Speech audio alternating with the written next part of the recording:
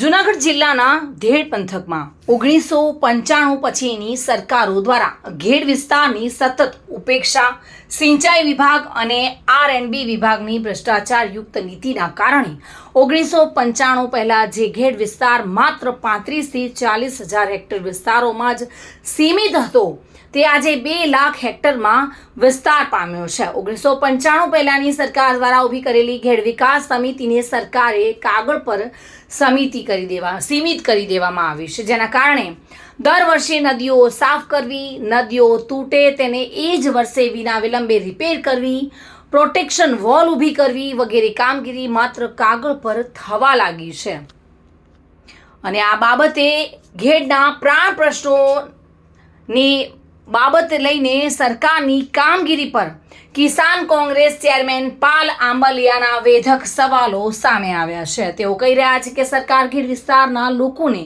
ઠાલા વચનો આપી મૂર્ખ બનાવી રહી છે। જો કે શું કહી રહ્યા છે આવો જાણીશું। ઘેડમાં વાસ્તવિકતા એ છે કે 1995 પહેલા ઘેડ વિકાસ સમિતિ હતી।